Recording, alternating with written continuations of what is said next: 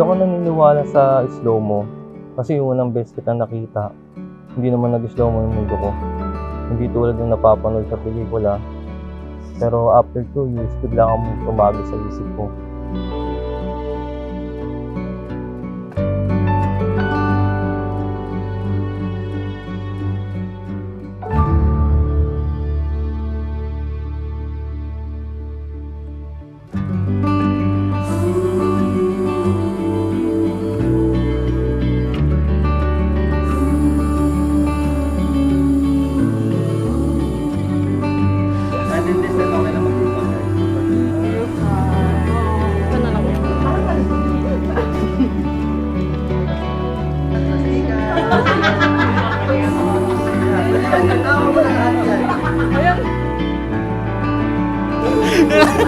Gagawin ko mga guys!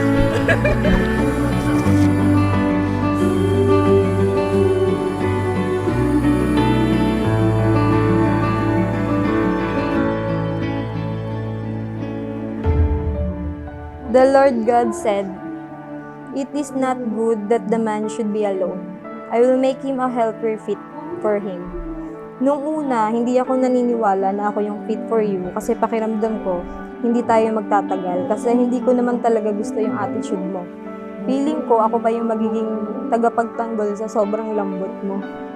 But kidding aside, nagkamali ako. Kasi nung dumating ka, ikaw yung naging human controller ko. Ang hirap. Okay guys, waki! 1, 2, 3, waki! Okay. Well, ikakasal ka na. Ang buhay, hindi parang kanin na mainit. Pag napasok, iluluwa mo. At ang masasabi ko lang sa inyo ni Sheila, habang kayong magkasama, ang problema nandyan. Kailangan haharapin. Huwag iiwasan. Lagi kayo tatawag sa taas. Yan ang gagabay sa inyo.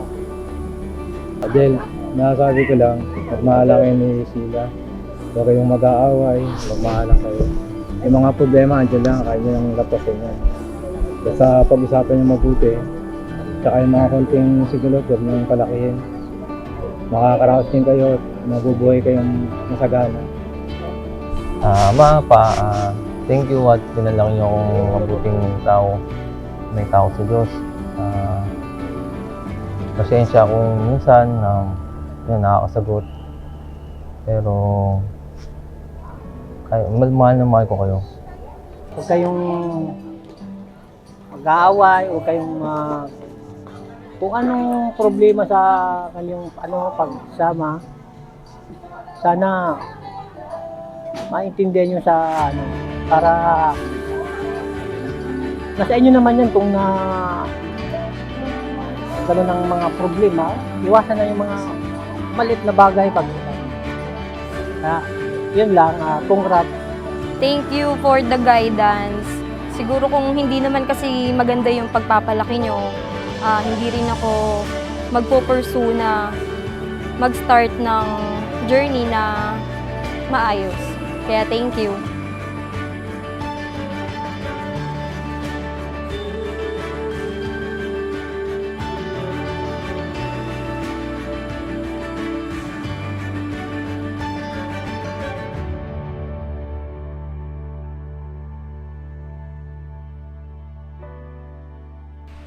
Sa inyong pagmamahalan, una't higit, na sa inyong pagmamahalan ang biyaya ng Diyos ng kanyang pagmamahal ay nagiging buhay every day of your journey. Kaya, walang dahilan na sasabihin sa isang araw, sasabihin ho ninyo, wala na kaming pagmamahal sa bawat isa. I feel my body heating up. Woo! Ayaw nga! So hard, I'm about to erupt.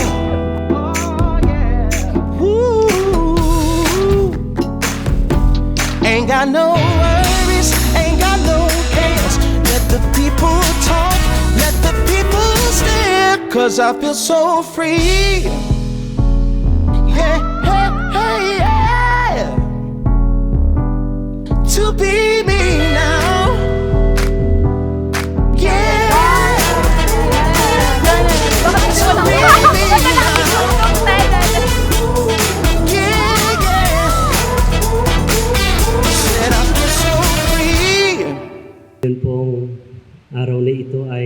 napakadakilang araw kina Rodel at saka kay Sheila. Opo. Matagal na hinihintay mo siguro ng dalawa.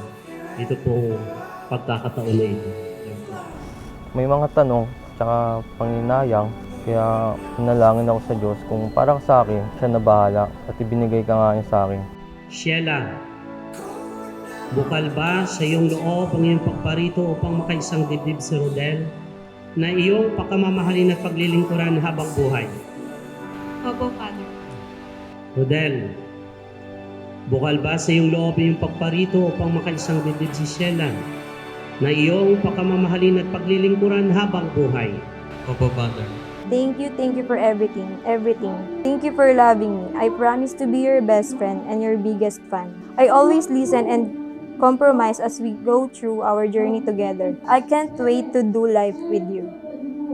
Sheila, napangako ko sa iyo at sa Diyos na nagtagpo sa atin na ikaw lang aking pipiliin sa araw-araw, mamahalin sa pagsikat at paglubong nito. Ikaw at ako ay hindi kailangan maghiwalay sa buhay na ito.